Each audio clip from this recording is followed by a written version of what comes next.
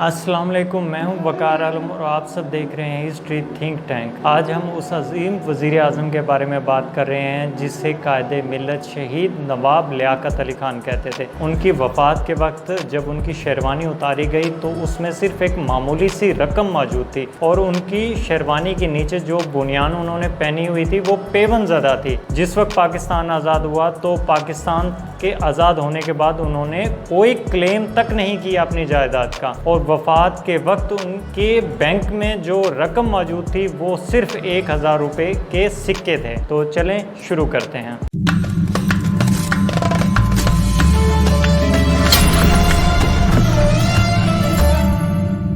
نواب لیاقت علی خان پاکستان کے پہلے وزیر اعظم تھے۔ ہندوستان کے علاقے کرنال میں 1 اکتوبر 1896 کو پیدا ہوئے۔ قائد اعظم محمد علی جناح کے حقیقی جانشین اور ملت پاکستان کا روشن ستارہ تھے۔ نواب لیاقت علی خان نواب رستم علی خان کے دوسرے بیٹے تھے۔ نواب لیاقت علی خان کے بڑے بیٹے نواب خورشید علی خان نے چند ناگہانی جھگڑوں سے تنگ آ کر اپنے آپ کو خود اپنی رائفل کی گولیوں کا نشانہ بنا لیا تھا۔ نواب رستم علی خان ایک باوقار اور باعزت خاندان کے فرد تھے جن کا شجرہ نوشیروان عادل شاہ ایران سے ملتا ہے۔ نواب لیاقت علی خان کی والدہ محترمہ محمودہ بیگم سہارنپور کے ایک قصبہ راجپور کی رہنے والی ہیں، اور محترمہ محمودہ بیگم کے والد یعنی لیاقت علی خان کے نانا نادر علی خان اپنے وقت کے مشہور ترین ہستیوں میں سے ایک ہوتے تھے، جن کا خاندان مسلمان راجپوتوں کے ایک ممتاز خاندان میں سے ہے۔ اسی لیے لیاقت علی خان کو خاندانی وقار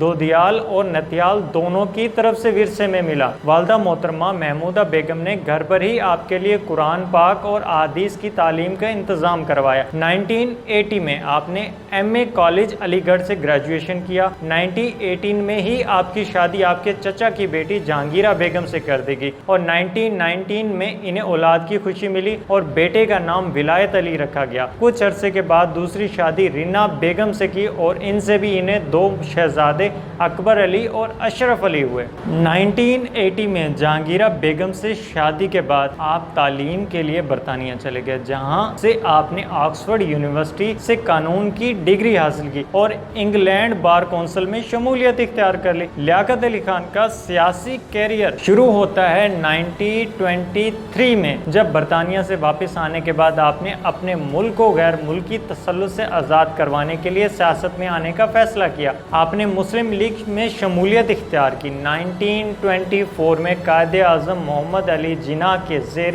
قیادت مسلم لیگ کا اجلاس لاہور میں ہوا۔ اس اجلاس کا بنیادی مقصد تھا مسلم لیگ کو دوبارہ منظم کرنا۔ اجلاس میں لیاقت علی خان نے بھی شرکت کی تھی۔ تیزی سے سیاسی منزلیں طے کرتے ہوئے آپ 1936 میں مسلم لیگ کے سیکرٹری جنرل بنے اور اس سے بڑھ کر قائد اعظم محمد علی جناح کے دست راست کی حیثیت بھی حاصل کر لی تھی۔ لیاقت علی خان 1926 میں اتر پردیش سے قانون ساز اسمبلی کے رکن بھی منتخب ہوئے تھے۔ 1940 میں مرکزی قانون ساز اسمبلی کے رکن منتخب ہوئے اور یو پی اسمبلی کے رکن بھی رہے۔ کچھ جگہ پر آپ کی دوسری شادی کی تاریخ 1932 ہے اور کچھ جگہ پر 1922 ہے۔ آپ کی دوسری بیگم رینا لیاقت علی خان ایک ماہر تعلیم اور معاشیت دان تھی۔ بیگم رینا لیاقت علی خان نے لیاقت علی خان کی سیاسی زندگی کی ایک بہترین رفیق ثابت ہوئی۔ لیاقت علی خان کی شہادت کے بعد بھی ملک و قوم کی خدمات سر انجام دیتی رہی۔ 1940 میں لیاقت علی خان جب مرکزی اسمبلی کے رکن منتخب ہوئے، آپ نے قائد اعظم محمد علی جناح کی پارٹی مسلم لیگ کے ڈپٹی پارلیمانی لیڈر کی حیثیت سے بڑے بڑے کام کیے۔ قائد اعظم محمد علی جناح سے بڑھ کر آپ کے ذاتی جوہروں سے شاید ہی کوئی شخص واقف ہو۔ لیاقت علی خان کو بڑی خاموشی اور سکون سے تعمیری کام کرنے کی عادت تھی۔ قائد اعظم محمد علی جناح نے انہی خوبیوں کی بنا پر آپ کو فخریہ اپنا دست راست قرار دیتے ہوئے کہا تھا، قومی جدوجہد میں نواب لیاقت علی خان میرے دست راست رہے ہیں۔ انہوں نے قوم کی خدمت میں دن رات ایک کر دیا ہے۔ کوئی شخص آسانی سے اس بات کا اندازہ نہیں لگا سکتا کہ انہوں نے اپنے کندھوں پر کس قدر بوجھ اٹھا رکھا ہے۔ تمام مسلم لیگ ان کی قدر و منزلت کرتے ہیں۔ وہ نواب ہونے کے باوجود ایک عوامی انسان ہے اور مجھے یقین ہے کہ دوسرے نواب بھی ان کے نقش قدم پر چلیں گے۔ لیاقت علی خان 1943 میں دوبارہ آل انڈیا مسلم لیگ کے آنری سیکرٹری منتخب ہوئے۔ لیاقت علی خان کی انتھک محنت اور کوششوں سے مسلم لیگ منظم، مستحکم اور فعال جماعت بن گئی، لیکن آپ کے اصلی جوہر اس وقت منظر عام پر آئے جب لیاقت علی خان نے 1946 میں ہندوستان کی عبوری حکومت میں وزیر خزانہ مقرر ہوئے۔ باقول مولانا عبدالکلام آزاد، رافی احمد قدوئی کی تجویز تھی کہ ہم مسلم لیگ کے امیدوار کو وزیر خزانہ قبول کر لیں۔ ان کا خیال تھا کہ مسلم لیگ یہ پیشکش قبول نہیں کرے گی، اس لیے کانگریس اس موقع سے فائدہ اٹھائے، اور اگر مسلم لیگ نے یہ پیشکش قبول کر لی تو جلد اسے اپنی حماقت کا پتہ چل جائے گا۔ سردار پٹیل یہ تجویز سن کر خوشی سے اچھلنے لگے اور فیصلے کی پرزور تائید کی۔ سارے کانگریس رہنما امید لگائے بیٹھے تھے کہ لیاقت علی خان اس وزارت کی ذمہ داریاں نبھانے میں بری طرح ناکام رہیں گے، مگر لیاقت علی خان کی فہم و فراست نے کانگریس کے مرد آہن سردار پٹیل کی جان مشکل میں کر دی۔ پٹیل کو اس حکومت میں وزیر داخلہ کی کرسی ملی تھی، مگر مسئلہ یہ تھا کہ اس کی کوئی بھی تجویز وزیر خزانہ کی منظوری کے بغیر منظور نہ ہو سکتی تھی۔ مولانا عبدالکلام آزاد لکھتے ہیں کہ پٹیل کی ہر تجویز کو لیاقت علی خان نامنظور کر دیتے تھے، اسی میں آپ ترمیم کر دیتے تھے۔ وزیر خزانہ کی حیثیت میں آپ نے ایسا بجٹ پیش کر دیا کہ آپ کے دوست و دوست دشمن بھی اشش کرنے پر مجبور ہو گئے۔ کسی کو امید نہ تھی کہ ایک خاندانی نواب زادہ ایک غریبی نواز بجٹ پیش کریں گے۔ 14 اگست 1947 کو پاکستان وجود میں آ گیا۔ اس نواب زادے پر مملکت کی وزارت عظمیٰ کا بڑا بوجھ بھی لیاقت علی خان کے کاندھوں پر ڈال دیا گیا۔ جب کراچی میں لارڈ ماؤنٹن بیٹن کی موجودگی میں قائد اعظم محمد علی جناح نے پہلے گورنر جنرل کی حیثیت سے تقریر کی تو ان کے سروں پر لیاقت علی خان کا تجویز کردہ پرچم ستارہ و ہلال پوری شان کے ساتھ لہرا رہا تھا۔ وزارت عظمیٰ کے علاوہ وزیر خزانہ اور وزارت دفاع کی ذمہ داری بھی آپ نے ہی اٹھائی۔ پاکستان کے قیام کے بعد مہاجرین کی بحالی کا مسئلہ بڑا پیچیدہ تھا۔ ادھر کشمیر کے حالات خراب ہو رہے تھے، بھارت میں ہندو اور سکھ مسلمانوں کو خون کے آنسو رلا رہے تھے۔ ان سب مسائل کو حل کرنے میں آپ نے کوئی کسر نہ چھوڑی۔ قائد اعظم محمد علی جناح کی وفات کے بعد آپ کی ذمہ داریوں میں 100 گنا اضافہ ہو گیا۔ خلا کو پر کرنا آسان نہ تھا جو قائد اعظم کی وفات سے پیدا ہوا تھا، اس لیے مملکت پاکستان کی زمین بوس ہونے کی پیشن گوئیاں کی جانے لگی۔ لیاقت علی خان نے انتھک محنت اور عزم کی بدولت ان سب پیشن گوئیوں کو غلط ثابت کر کے دکھایا۔ لیاقت علی خان کی بعض پولیس کے عملے سے اختلافات ممکن ہیں، لیکن یہ امر بھی واقع ہے کہ قائد اعظم محمد علی جناح کی طرح لیاقت علی خان بھی پاکستان کو ہی اپنا سرمایہ، اپنا خاندان، اپنا سب کچھ سمجھتے تھے۔ لیاقت علی خان نے کوئی بینک بیلنس جمع نہ کیا، نہ ہی خاندان والوں کے لیے کوئی منافع حاصل کرنے کی کوشش کی۔ 1949 میں لیاقت علی خان نے یورپ اور اسلامی ممالک کے دورے کیے۔ 1951 میں دولت مشترکہ کے وزیر اعظم کی کانفرنس میں شرکت کے لیے لندن تشریف لے گئے اور مسئلہ کشمیر پر بات چیت کر کے واپس آئے۔ 1951 میں بھارت اپنی مسلح افواج اور بختر بند ڈویژن پاکستان کی سرحد کے قریب لے آئے۔ اہلیان کراچی ایک زبردست جلوس کی شکل میں لیاقت علی خان کی قیام گاہ پر پہنچے۔ آپ بالائی منزل پر نمودار ہوئے اور اپنا مکہ ہوا میں لہرائے اور پرجوش لہجے میں کہا، دیکھو 5 انگلیاں جب تک الگ الگ ہوں تو ان میں قوت کم ہوتی ہے، لیکن جب یہ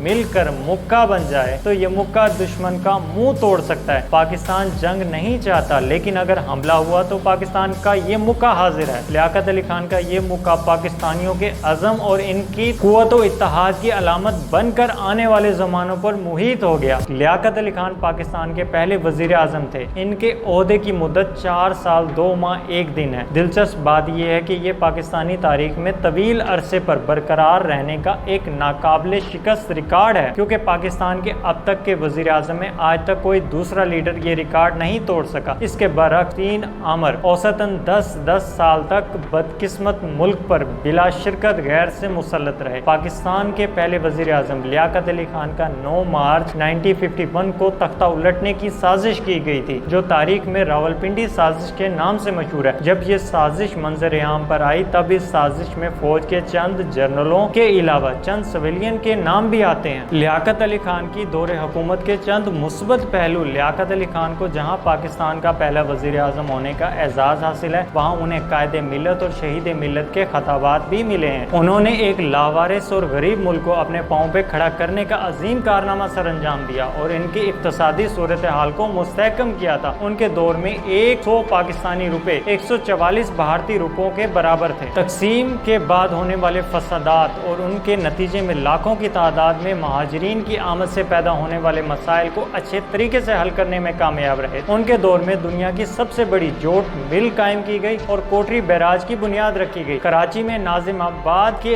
ایک بڑے رہائشی منصوبے کا آغاز کیا گیا۔ عوامی جمہوریہ چین کو تسلیم کیا اور روس میں سفیر مقرر کر کے دور اندیشی کا ثبوت دیا۔ لیاقت علی خان کے دور حکومت کے چند منفی پہلو، انہیں دستور میں غفلت اور پاکستان کی خارجہ پالیسی کو غلط سمت چلانے کا الزام بھی دیا جاتا۔ انہوں نے قرارداد مقاصد پیش کر کے مذہبی انتہا پسندی کو ہوا دی، جس پر اس وقت کے 15% آبادی سے تعلق رکھنے والے پاکستان کے پہلے وزیر قانون جوگندر ناتھ فیڈل نے بطور احتجاج استعفیٰ دے کر ملک ہی چھوڑ دیا تھا۔ روس کا دورہ منسوخ کر کے امریکہ کا دورہ کیا اور وہ بھی امریکن صدر کے خصوصی طیارے میں۔ اپنے اس امریکی دورے میں وہ 2.25 مہینے تک اپنی بیگم کے ہمراہ ملک سے باہر سیر و تفریح کرتے رہے تھے، جو کہ ایک غریب ملک کے وزیر اعظم کو زیب نہیں دیتا۔ قائد اعظم محمد علی جناح کے انتقال کے بعد لیاقت علی خان نے کشمیر میں جنگ بندی قبول کی، جس پر ان کا قائد سے بھی اختلاف تھا۔ اسی وجہ سے فوج میں بے چینی پیدا ہوئی اور مارچ 1951 میں ان کا تختہ الٹنے کی ایک سازش بھی پکڑی گئی تھی۔ کہا جاتا ہے جب انہوں نے پنجاب میں یونینسٹ پارٹی کی حکومت کو ختم کرنے کے لیے محلاتی سازشوں کا آغاز کیا اور پہلے صوبائی انتخابات میں اتنی دھاندلیاں کی کہ ان انتخابات کا نام بھی جھرلو پڑ گیا تھا۔ پروڈا کا بدنام زمانہ قانون بھی پاس کیا تھا، جس کے ذریعے متعدد سیاستدانوں کو نااہل کیا گیا تھا، جن میں سندھ کے وزیر اعلیٰ ایوب کھوڑو نمایاں تھے، جن کا قصور لیاقت علی خان حکومت کی ہندوستان مہاجروں کی بڑی تعداد درآمد کی مخالفت کرنا تھا۔ اب یہ نواب کھوڑو کی غلطی تھی یا خود غرضی، آپ خود فیصلہ کر لیں۔ اب بات کرتے ہیں ان کے دورے کی کہ ان پر اعتراضات پیدا ہوئے کہ خیر سگالی کے دوروں میں انہوں نے امریکہ کو روس پر فوقیت دی اور امریکہ کی گود میں بیٹھ گئے۔ یہ بات حقائق کی منافی ہے۔ اصل بات یہ ہے کہ ماسکو اور واشنگٹن دونوں جگہ سے خیر سگالی کے دوروں کی دعوت آئی تو لیاقت علی خان نے پہلے ماسکو جانے کو ترجیح دی۔ ان کو 8 جون 1949 میں روس کے صدر جوزف اسٹالین نے دورہ روس کی دعوت دی، لیکن دورے کی تاریخ 14 اگست 1949 تھی اور یوم پاکستان کے دن وزیر اعظم نواب لیاقت علی خان نے مناسب نہ سمجھا کہ ملک سے باہر جائیں، سو انہوں نے روس سے دوسری تاریخ طلب کی جو انہیں کبھی نہ دی گئی۔ اس لیے وہ امریکہ گئے اور واپسی پر بھی تاریخ ملنے کا انتظار کرتے رہے، لیکن اخباری خبروں کے مطابق چند نادیدہ طاقتوں نے ایسا نہ ہونے دیا اور ماسکو میں پاکستان کی طرف سے بدگمانیوں نے سر اٹھا لیا۔ ڈاکٹر محمد رضا کاظمی کی تحقیق بحوالہ روزنامہ جنگ 16 اکتوبر 2003 یہ بیان کر رہی ہے کہ سید ظہیر مرحوم، جنہوں نے خود روسی پیشکش کی فائل دیکھی تھی، ان کا اندازہ یہ تھا چونکہ پاکستان کی اشتراکی جماعت نے سازش کی تھی کہ لیاقت علی خان کا تختہ الٹ دیا جائے، اس لیے روس نے مناسب نہ سمجھا کہ لیاقت علی خان کو معزز مہمان کا رتبہ دیا جائے، تو اس صورت میں وہ امریکہ ہی سے تعلقات استوار رکھ سکتے تھے۔ یہ وہی وقت تھا جب پاکستان سے علاق کرنے والی ریاستوں جوناگڑھ اور ماناورد پر بھارت نے حملہ کر کے قبضہ کر لیا تھا اور کشمیر پر حریت پسند رہنماؤں نے پورے کشمیر پر قبضہ کرنے سے روک کر کچھ حصے پر اپنا قبضہ مستحکم کر لیا اور جوہر لال نہرو کو UN سے فیصلہ حاصل کرنے کے لیے بھاگنا پڑا، لیکن لڑائی ہوئی تو امریکہ نے پاکستان کی کوئی مدد نہ کی، جبکہ روس نے اپنا وزن بھارت کے پلڑے میں ڈال دیا۔ قائد ملت کے خلاف بڑی سازش پنجاب سے شروع ہوئی اور اسے دولتانہ ممدوٹ کی کشمکش کا نام دیا جاتا ہے۔ مقصد قائد ملت کو کمزور کرنا اور انہیں تعمیر پاکستان کے کام سے روکنا تھا۔ بظاہر ممدوٹ قائد ملت کے خلاف اور دولتانہ قائد ملت کے حامی سمجھے جاتے تھے۔ ممدوٹ کو اس عمل میں پنجاب کے ایک مشہور اخباری ادارے کی انعت حاصل تھی۔ سیاستدانوں کی ان سازشوں کے ساتھ ساتھ بیوروکریسی پاؤں پھیلاتی گئی۔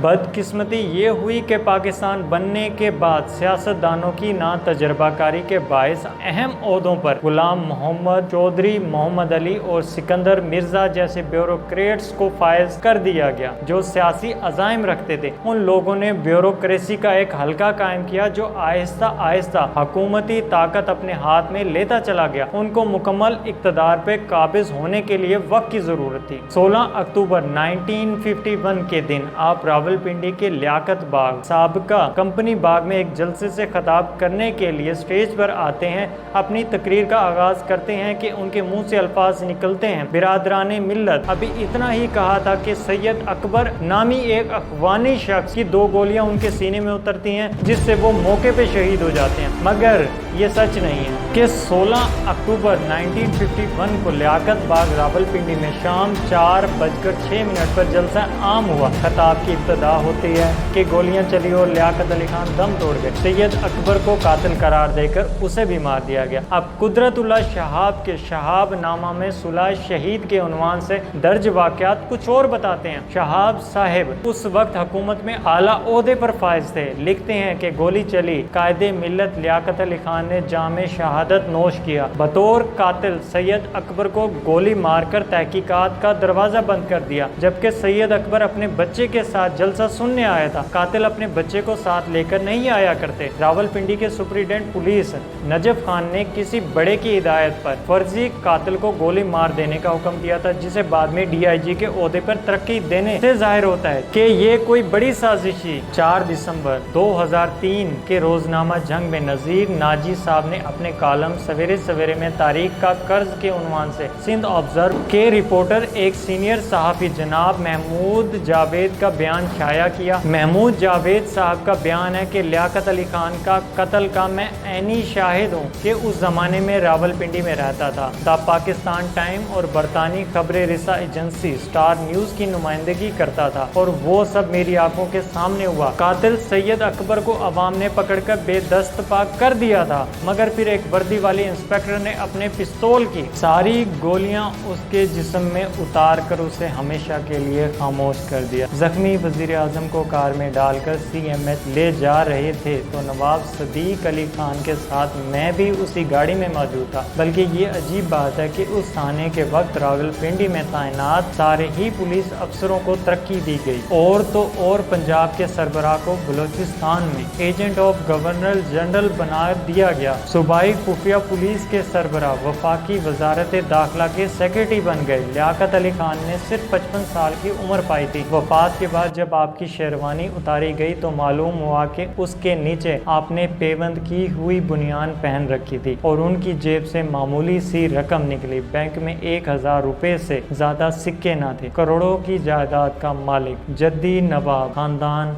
से ताल्लुक रखने वाला, पाकिस्तान में अपना कोई क्लेम दाखिल नहीं करता। दिल्ली में अपनी शानदार कोठी गुले रिना बतौर तोहफे हुकूमत पाकिस्तान को दे देता है। आज भी पाकिस्तानी सफारत खाना उसी कोठी में कायम है। नवाब लियाकत अली खान के कत्ल का मामला आज तक हल नहीं हो सका। उस शाम कंपनी बाग में आप पर गोलियां चलने के बाद जो कुछ हुआ उस पर अनगिनत सवाल उठाए जा सकते हैं। बहुत से ऐसे अफराद की तरफ इशारा किया जा सकता है जो आपकी पॉलिसियों के बिना पर आपके दुश्मन थे और आपको राह का कांटा समझते थे और हटाने के ख्वाहिशमंद थे। मगर इन सब बातों में सिर्फ एक ही बात मशकूक और शबायत से बालातर होकर नजर आती है और वो ये कि आपके इंतकाल के बाद पाकिस्तान में सियासी अदमो इस्तेहकाम का ऐसा दौर शुरू हुआ जो ताहाल हल होने में नहीं आया। पाकिस्तान की सियासी तहरीक में आप बड़े सियासी रहनुमा थे जो गैर तिब्बी मौत का शिकार हुए और आपके बाद इस अंजाम तक पहुंचने वाले दीगर सियासी कायदीन की तरह आपकी शहादत के जिम्मेदार भी आज तक कानून की निगाह से ओझल हैं।